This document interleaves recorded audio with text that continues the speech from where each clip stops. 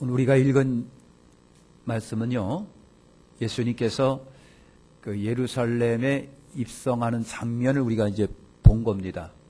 예루살렘의 입성. 물론 예수님께서 예루살렘에 한 번 입성한 건 아니고요, 여러 번 예루살렘에 가셨습니다.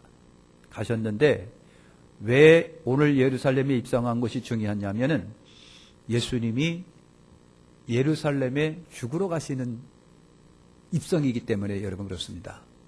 그래서 예루살렘에 입성을 하시고 월, 화, 수, 목 그리고 목요일날 잡히시고 금요일날 예수님께서 십자가에서 처절하게 피 흘려 죽으시는 겁니다. 그리고 주일날 새벽에 부활을 하지요. 그래서 오늘의 예루살렘 입성은 예수님이 이제 예루살렘 입성하셔서 마지막으로 사람들에게 복음을 증거하시고 잡히시고 매맞고 고난받으시고 죽으시는 그 입성이기 때문에 여러분 중요하다고 하는 얘기죠.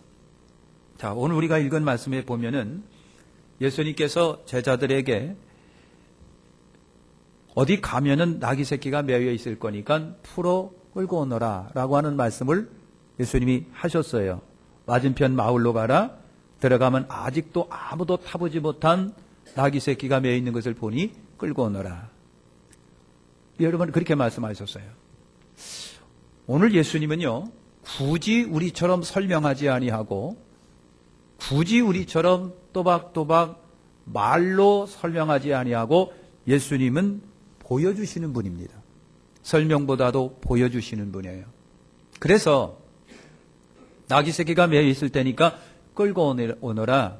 왜 끄느냐고 묻거들랑 주님이 쓰시겠다라고 하라. 그러면 줄 테니까 끌고 오너라 그랬어요. 예수님께서 예루살렘으로 입성을 하시는데 왜 걸어갈 수도 있는데, 아니면 가마 타고 갈 수도 있는데, 아니면 말 타고 들어가실 수 있는데 왜 예수님이 그것도 나귀 새끼를 타고 가셨을까라고 하는 겁니다. 보여주시는 분이에요. 여러분, 예수님은 두 가지 의미로 우리가 생각할 수 있습니다. 예수님은 평화로 오신 분입니다. 평화의 왕으로 여러분 오신 분이고요. 그 다음에 두 번째는 예수님은 겸손하신 분으로 오신 분이에요. 그래서 보여주시려고 합니다. 그래서 예수님이 나귀를 타고 들어가신 거예요. 장군들이 타는 말이 있습니다. 검은 말이든 녹색 말이든 흰 말이든 자주간 말이라고 하는 것은요, 뭘 의미하느냐 하면 전쟁을 의미합니다. 요한계시록에 보면 수많은 말들이 등장합니다. 말이 등장할 때마다 환란이 일어납니다. 전쟁이 일어납니다. 사륙이 일어납니다. 그래서 말이라고 하는 것은 전쟁이에요. 로마의 장군들이 외세를 공격하고 승리하면 개선 장군이 돼서 말 타고 당당하게 로마로 개선문을 통과하여 입성을 합니다.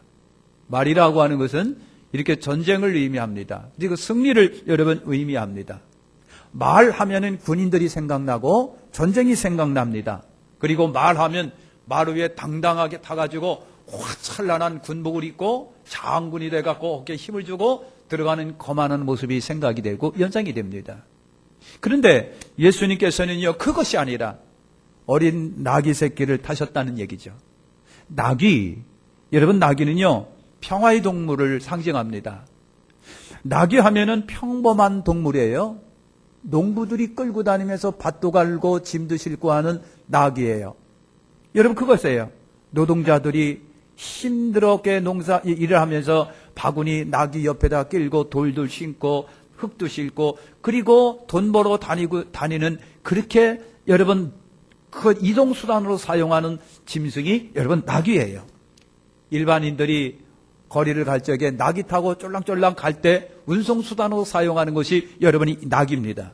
나귀는 그래서 아주 평범한 일반적인 의미를 보여주고 있고 그 다음에 평화를 의미하고 있다라고 하는 겁니다. 예수님은 말이 아니라 여러분 평화의 사절로 평화의 주님으로 예루살렘에 입성하는 것을 나귀를 타심으로 인해서 보여주신 겁니다. 예수님은 겸손하신 분입니다. 지극히 겸손한 모습. 여러분 쪼랑말 그것도 나귀 새끼를 타고 들어가시는 겸손하신 예수님을 여러분 보여주고 계신 겁니다. 그래서 예수님께서 제자들에게 그랬어요. 어디 가면 나귀 새끼가 매어 있을 거니까 끌고 오너라. 왜 끄느냐라고 한다면 주님이 쓰시겠다라고 하라. 그러면 줄 것이다. 끌고 오너라 그랬어요. 그래서 제자들이 우리 주 예수님의 말씀에 순종을 해요. 가보니까 진짜 나귀 새끼가 여러 번 매어 있습니다. 그러니까 막 풀어요. 그랬더니 주인이 와서 하느냐. 왜 푸느냐. 그래서 제자들이 그랬습니다. 우리 예수님이 쓰시겠답니다. 라고 하니까 그러세요? 그러면 갖고 가세요. 라고 했다는 얘기죠. 여러분 이것이 11장 3절과 6절의 여러분 말씀입니다. 오늘 우리에게 여기서 배우는 것은 바로 순종입니다. 우리 주님이 무슨 말씀을 하셨든 간에 예하여 순종하시기를 축원합니다. 그리고 우리 주님이 쓰시겠다라고 한다면 주님 쓰십시오 라고 아낌없이 주님 앞에 내어드릴 수 있는 믿음도 있으시기를 축원합니다. 이 주인이 예수님을 아는지 모르는지 모르겠어요. 만왕의 왕 되신 예수님께서 내 나귀 새끼를 쓰시겠다라고 하니까 그러면 쓰세요 라고 내어드리는 것처럼 주님, 주께서 나를 쓰신다면 쓰시고 주님께서 내 시간을 쓰신다면 쓰시고 주님이 내 생명을 쓰신다면 쓰십시오. 주님, 내 재산을 쓰신다면 쓰십시오 라고 할 수 있는 여러분 믿음의 성도들이 다 되시기를 축원합니다. 그래서 나귀를 끌고 오니까 예수님이 그 나귀를 타시는 거예요. 타시려고 하니더니 제자들이 자기들의 옷을 벗어가지고 나귀 위에 올려놓습니다. 다른 사람도 옷을 벗었더니만은 여러분 예루살렘 입성하는 길에다가 자기 옷들을 전부 다 벗어가지고 쫙 여러분 깔아요. 여러분 그런 모습을 보여주고 있습니다. 그리고 여러분 나뭇가지를 요한복음 12장에는 종려나무라고 그랬어요. 종려나무를 꺾어가지고 계속 흔들면서 우리 주님을 찬양했더라. 여러분 그랬습니다. 자, 제자들이 그 수많은 사람들이 자기 옷을 벗었습니다. 옷에는 두 가지 의미가 여러분 있습니다. 하나는 죄의 옷을 의미합니다. 죄의 옷. 성경에 보면 요한계시록에 보면 여러분 오늘 저나 여러분이나 다 죄의 옷을 입고 있는데 예수님께서 그 죄의 옷을 벗고 흰 세마포 옷을 입으라고 말씀을 하십니다. 죄의 옷이라고 하는 겁니다. 죄의 옷은요 행실의 옷을 말하는 겁니다. 그러니까 그 죄의 옷, 행실의 옷을 다 벗어가지고 나귀 위에 깔고 땅바닥에 깔아버렸습니다. 주님이 그 나귀 위에 타시고 그 나귀 타시고 그 옷들을 밟고 예루살렘으로 입성하여 들어가십니다. 중요한 것을 우리에게 전해주고 있는 것은 바로 그겁니다. 주님 앞에 나와 여러분들의 연약함과 죄와 약함을 벗어 던지시길 바랍니다. 수고하고 무거운 짐진 자들은 다 내게로 오라. 내가 너희를 쉬게 하리라 그랬어요. 여러분 삶에 짐이 있습니까? 어려움이 있습니까? 고민이 있습니까? 갈등이 있습니까? 슬픔이 있습니까? 그 슬픔의 옷, 죄의 옷을 주님 앞에 내어드리십시오. 우리 주님만이 우리가 갖고 있는 모든 인생들의 무거운 짐을 해결할 수 있는 분이라고 하는 거예요. 그래서 제자들도 그렇고 수많은 사람들이 자기 옷을 벗어서 나귀 위에 깔고 그리고 바닥에 깔므로 여러분 주님이 가시도록 했습니다. 주님만이 나와 여러분들의 죄를 해결할 수 있는 분이에요. 그래서 다 내게로 오라. 내가 죄의 문제를 해결하리라. 오늘 우리가 예수 믿는 것이 바로 죄의 문제를 해결하기 위해서 그렇다라고 하는 거예요. 할렐루야. 두 번째 옷의 의미가 있습니다. 두 번째 옷은요, 중요한 것은 중요한 옷, 중요를 말하는 겁니다. 내게 소중하고 귀중한 옷입니다. 옷은 여러분 그 사람의 신분을 나타냅니다. 왕은 왕이 입는 옷이 있고 부자는 부자가 입는 옷이 있습니다. 평범한 사람들은 평범한 사람들이 입는 옷이 있습니다. 가난한 사람, 거지들은 거지들이 입는 옷을 입을 수밖에 없습니다. 그러나 그 옷은 그들에게 신분이 되고 중요함이 되고 소중함이 되는 것이 옷입니다. 그 옷을 다 여러분 벗어버렸습니다. 내 중요한 것, 내가 소중하게 생각하는 것, 명예도 그렇습니다. 신분도 그렇습니다. 부도 그렇습니다. 권세도 그렇습니다. 권력도 그렇습니다. 이 모든 것을 주님 앞에 내려놔라! 내려놔라. 주님이 해결할 수 있는 문제예요. 사랑하는 성도 여러분, 우리가 주님 앞에 쓸 적에 명예를 갖고 씁니까? 주의를 갖고 씁니까? 부를 가지고 씁니까? 주님 앞에는 다 내려놓아야 됩니다. 다 내려놓고 주님 앞에 그냥 낮아진 모습으로 쓰는 것이 여러분 우리 인생이라고 하는 거예요. 할렐루야. 가난한 사람들에게 옷은 기능이 있습니다. 추울 때 추위를 막아주고 더울 때 더위를 막아주고 바람이 불고 막 여러분 양 눈보라가 치고 그럴 적에 다 막아주는 기능이 바로 옷이 기능이에요. 옷이 기능. 가난한 사람들에게 갖고 있는 옷은요 너무 소중합니다. 소중해요. 그래서 옷이 없으면 안 돼요. 오죽하면 가난한 사람이 자기 옷을 저당 잡혀서 돈을 씁니다. 그런데 율법에는 뭐라고 말했느냐면은 해가 지기 전에 그 옷을 돌려줘라. 왜? 안 돌려줘가지고 밤에 자다가 얼어 죽을 수도 있는 것이고요. 상처받을 수 있는 거예요. 그래서 옷으로 저당 잡히면 해가 넘어가기 전에 그 옷을 돌려줘라. 율법에 있는 사항들이에요. 옷이 그렇게 중요합니다. 왕이 왕복을 입으면 그 사람은 왕입니다. 제사장이 제사장 옷을 입으면 제사장이고요. 부자가 부자 옷을 입은 그 사람은 부자요. 신분을 나타내 줍니다. 사랑하는 성도 여러분, 소중합니다. 우리 주님 앞에서는 다 내려놔야 됩니다. 부도 내려놓고 배움도 내려놓고 가난도 내려놓고 직분도 내려놓고 다 내려놓고 주님 앞에서는 있는 그대로 주님 앞에 서야 됩니다. 그래서 다 내려놓으라고 하는 거예요. 할렐루야. 그리고 이분들이 종려나무 가지를 꺾어서 우리 주님을 환영했더라. 여러분 그랬어요. 종려나무는 쟁취요 승리를 상징하는 여러분 나무가지예요. 여러분 아시죠? 종려나무 대추야자 여러분 주렁주렁 대추처럼 생긴 것이 딱 두렁두렁 매달려 있는 그 나무의 가지를 꺾어 주님을 환영했다. 그랬습니다. 그러니까 여러분 우리 주님 승리하시는 주님 영생을 쟁취하려고 오시는 예수님을 그 주민들이 모르는 가운데 그렇게 주님을 환영했다는 얘기예요. 할렐루야. 그리고 여러분 마가복음 11장 9절과 10절에 보니까 그 수많은 사람이 호산나 찬송하리라 주의 이름을 오시는 이여 찬송하리라 하면서 주님을 환영했다고 그랬어요. 호산나라고 하는 단어가 뭔지 아시죠? 도와주세요. 그런 말입니다. 호산나 찬송하리라다 찬송받으시리요. 도와주세요. 인생들을 도와주세요. 여러분 조상 다윗의 나라에 그랬습니다.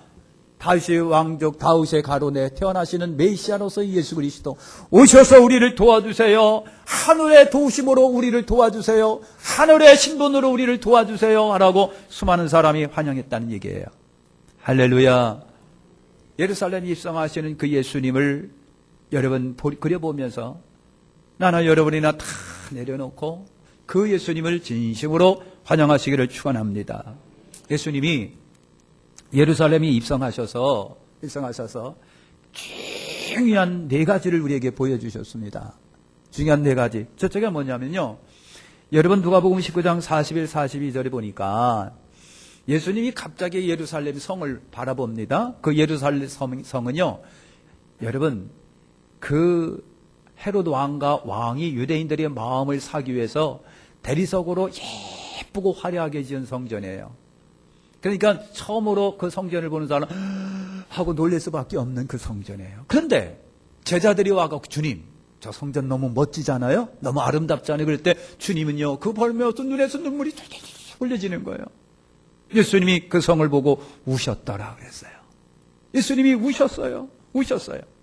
사랑하는 성도 여러분 41절과 41절 가까이 오사 성을 보시고 우시며 가르사대 너도 오늘날 평화에 관한 일을 알았다면 좋을 뻔하였거니와 지금 내 눈에 숨기었도다 그랬어요. 누가복음 이 19장에 있는 말씀이에요. 여러분 예레미야 14장에 보면 예레미야 선지자가 있습니다. 예레미야 선지자가 예루살렘을 활보합니다. 활보하면서 막 울고 다니는 거예요. 선지자가 얼마나 울었는지 눈에서는 진물이 났다 그랬어요. 그래서 사람들이 왜 우느냐고 그랬을 때마다 여러분 예레미야 선지자가 그랬어요. 나라의 멸망을 보고 흘리는 눈물이라고 그랬어요. 이 나라가 뭐잖아 멸망당할 거니까 그것을 바라보는 선지자가 너무 안타까워서 여러분 회개하세요. 이 나라가 멸망합니다. 아무도 들어주지를 않는 거예요. 예레미야 선지자가 그렇게 눈물을 흘리면서 돌아다녔어요. 예수님도 예루살렘의 성을 바라보면서 막 눈에서 눈물이 비오듯 쏟아집니다. 왜 그랬습니까? 멸망을 주님이 바라보고 계신 거예요. 멸망을 바라보고 계세요. 인생들이 죄 때문에 심판받고 지옥 갈 것을 바라보면서 주님이 우셨고요. 머지않아 이 성이 무너져가지고 수많은 사람이 포로로 잡혀가고 멸망당하는 나의 민족을 바라보면서 예수님이 눈물을 여러분 흘리신 거예요. 여러분 아시죠? 역사적으로 AD 70년 로마가 말 안 듣는 유대인들을 징계하기 위하여 예루살렘을 점령해 버립니다. 그래서 예루살렘이 완전히 무너졌습니다. 이것은 예수님이 살아생전에 예언했습니다. 그리고 예수님의 예언이 30년, 40년 후에 성취가 됩니다. 예수님은요 40년 후에 이 나라가 멸망당할 것을 보시면서 제자들은 화려한 건물을 보고 와 개겁니다 그랬을 때 예수님은 눈물을 흘리신 거예요. 사랑하는 성도 여러분, 우리의 눈물의 기도가 있으셔야 됩니다. 여러분 아신 것처럼 나의 죄를 위한 눈물이 있어야 돼요. 내가 죄인입니다. 내가 죄인입니다. 내가 죄인입니다 하고 여러분 이 죄 때문에 멸망당할 나를 바라보면서 눈물을 흘리고 기도하셔야 돼요. 더 나아가서 여러분 혼란하고 혼탁하고 여러분 정말 위기에 처한 나라와 민족을 위해서 오늘 우리가 여러분 울어야 됩니다. 샌드위치처럼 밑에는 일본이요, 태평양 건너는 미국이요, 바로 위에는 러시아가 있고 중국이 있어서 조그만 나라 대한민국이 어떻게 될지 모르는 위기에 여러분 처해 있어요. 외국 사람들은요, 대한민국은 곧 전쟁이 일어날 거라고 생각하는 그렇게 상상을 하며 산답니다. 그러니까 우리는 너무 태평하게 살아가고 있는 거예요. 여러분 나라와 민족을 위해서 우리가 울어야 돼요. 예수님이 십자가 지고 갈 때 여인들이 따라오면서 막 울어요. 그랬더니 예수님이 그 여인들을 돌아보면서 했어요. 나를 위해서 울지 말고 너와 내 자식을 위해서 울으라 그랬어요. 여러분 나라와 민족을 위하여 내 죄를 위하여 방언하는 나와 내 자식들을 위하여 눈물로 기도할 때인 것을 여러분 아시기를 축원합니다. 두 번째 예수님이 마가복음 11장 12절과 14절에 보니까 이튿날 베다니에서 나와서 예수님이 시장에서 멀리 잎사귀가 풍성한 무화과나무를 보셨어요. 그리고 무화과나무를 이렇게 헤치고 보니까 열매가 있으면 좋겠는데 열매가 없는 거예요. 그래서 예수님이 그 자리에서 저주했어요. 열매 없는 무화과나무를 영원토록 사람이 내게서 열매를 따먹지 못하리라 그랬어요. 열매를 따먹지 못하리라. 그래서 그 다음날 보니까 그 무화과나무가 바싹 말라 있는 거예요. 주님이 저주 때문에 그 나무가 여러분 저주받은 거예요. 무화과나무란 뭘 의미하는지 아시죠? 이스라엘을 상징합니다. 이스라엘을 상징하는 것이 무화과나무나요. 여러분 그거예요. 따라서 합니다. 구실을 못하면 멸망합니다. 여러분 사과나무가 사과나무 구실을 못하면 잘라야 돼요. 땅만 버려요. 배나무가 열매를 못 맺고 구실을 못하면 잘라버려야 돼요. 잘라버려야 돼요. 대통령이 대통령 구실을 못하면 심각합니다. 장관들이 장관 구실을 못하고요. 군인들이 군인 노릇을 못하면 구실을 못하면 심각한 위기가 찾아와요. 나무가 열매가 없어요. 구실을 못하는 거예요. 그래서 주님이 그냥 저주해버리니까 나무가 말라비틀어 버렸습니다. 여러분 구실을 못하는 이스라엘, 구실을 못하는 백성들, 종교 지도자들, 정치인들 구실을 못하면 여러분 쓸데없어요. 주님이 버리셔야 돼요. 그래서 무화과 나무를 주님이 저주했어요. 우리 하나님의 자녀로서 아빠로서 사명자로서 직분자로서 지도자로서 교사로서 내가 당연히 구실을 해야 돼요. 엄마 역할도 하고 아빠 역할도 하고 선생님은 선생님, 지도자는 지도자, 대통령으로서의 역할을 해야 되는데 역할을 못해요. 구실을 못해요. 구실을 못할 때 위기가 찾아옵니다. 나라 군인들이 여러분 국방의 의무를 다 못하고 말이죠. 군인이 역할을 못하면 없어져야 돼요. 예수님이 그것을 보여주고 있어요. 이스라엘이 하나님 앞에 나라 구실을 못해요. 하나님 앞에 하나님 백성으로서의 구실을 못합니다. 그래서 예수님이 저주하니까 다 없어졌어요. 말라 미끄러져 버리고 말았습니다. 사랑하는 성도 여러분, 예수 믿는 성도로서 대한민국 국민으로서 구실을 해야 돼요. 할 때에 하나님이 여러분 축복하시지요. 아무것도 안 하고 있을 때 열매를 못 맺으면요 그냥 도태되는 거예요. 주님이 그것을 상징적으로 우리에게 여러분 보여주신 겁니다. 세 번째입니다. 여러분 마태복음 21장 12, 13절에 보니까 주님이 성전에 올라가니까 성전에서 막 여러분 막 짐승도 팔고 돈도 바꾸고 양도 팔고 비둘기도 팔고 하는 장사꾼들이 얼마나 많은지 몰라요. 그것도 다 인간들이 사람들이요 성전에서 필요하기 때문에 만든 제도들입니다.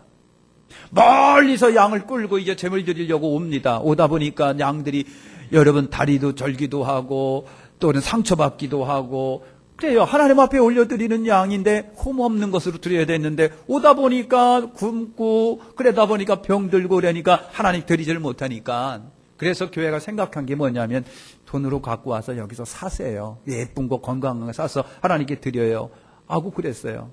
성전세를 내야 되는데 지역마다 돈이 틀려요. 그러니까 성전세 드리는 돈으로 환전을 해야 됩니다. 그래서 성전상들이 환전상들이 성전 안에 가득한 거예요.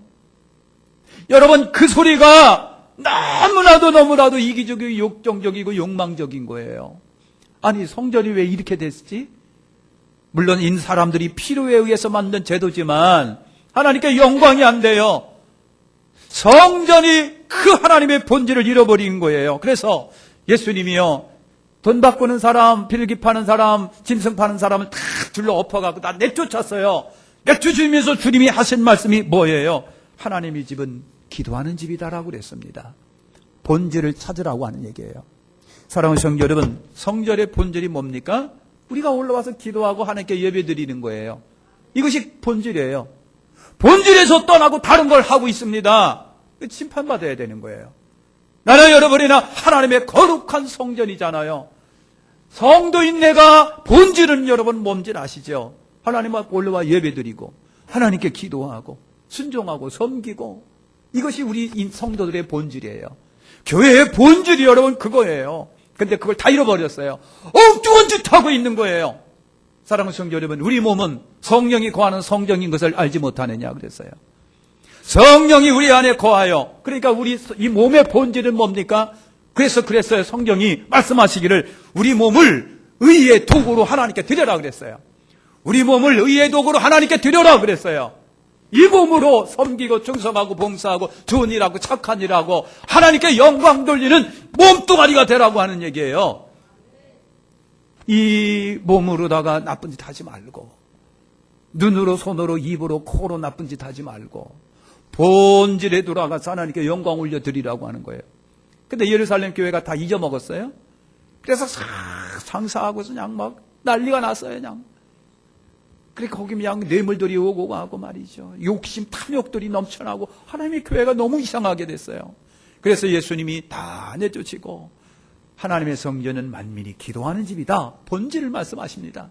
사랑하는 성도 여러분, 우리도 사랑하는 성도 여러분 본질을 회복하셔 가시기를 축원합니다. 우리 본질을 회복하는 거예요. 할렐루야. 네 번째로 주님이요 마태복음 26장 17, 29절에 보니까 유월절 만찬을 하셨어요. 예수님이 잡히시기 바로 그 전날 밤에 제자를 불러 모아놓고 만찬을 하시면서 그리고 떡을 떼서 이건 내 몸이다. 잔을 부어주시면서 이건 내 피다.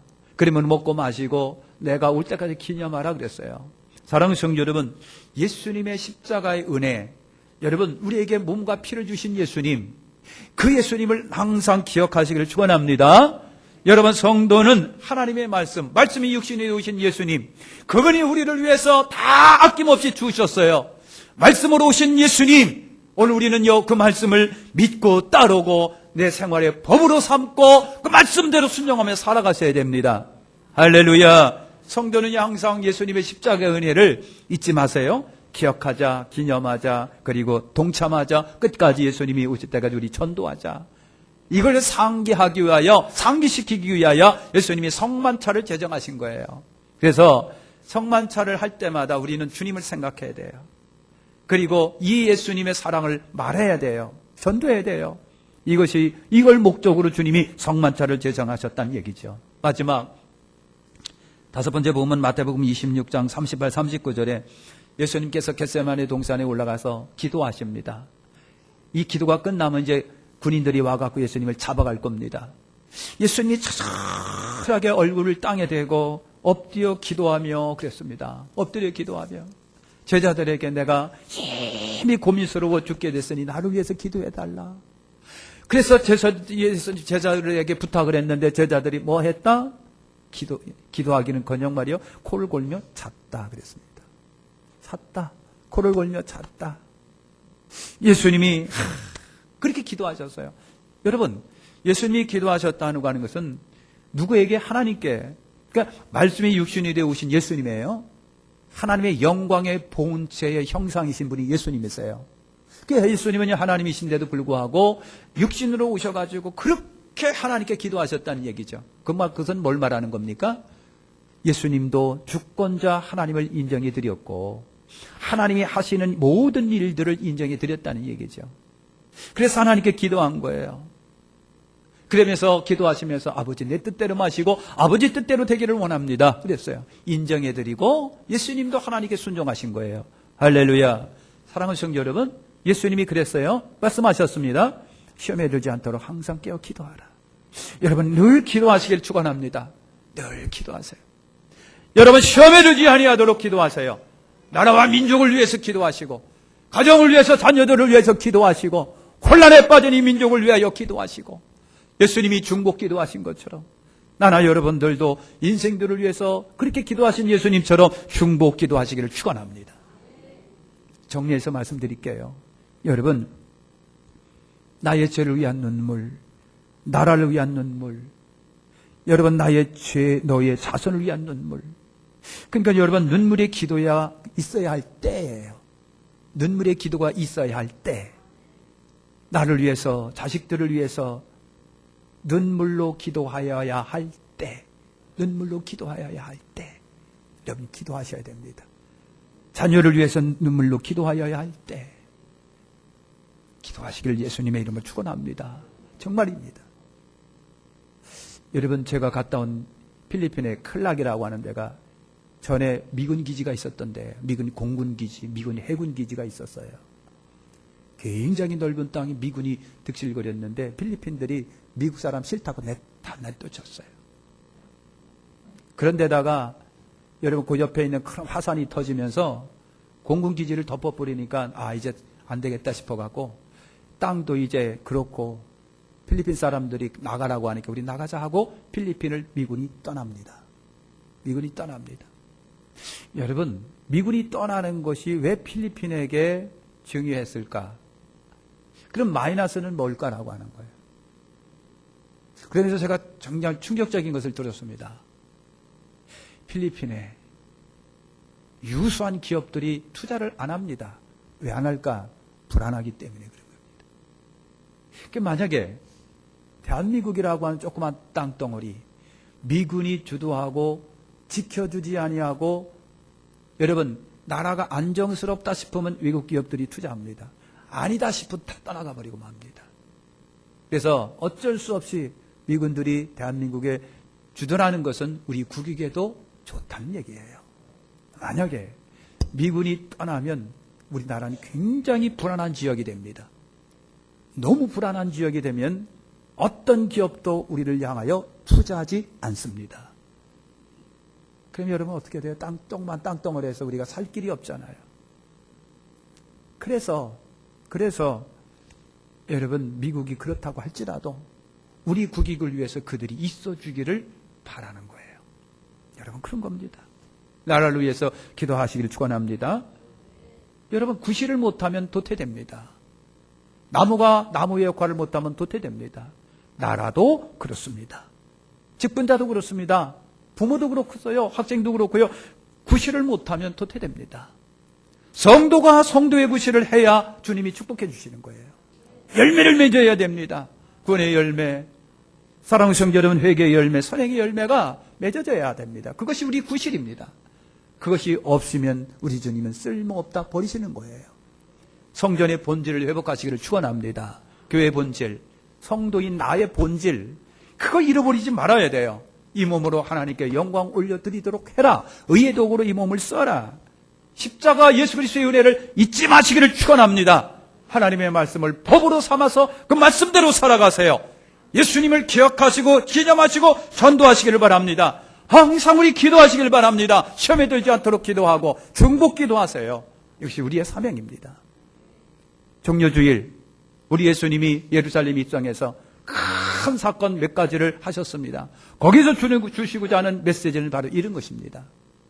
종려주일 기념하시면서 예수님의 말씀을 생각하면서 여러분 복된 인생 되시기를 축원합니다.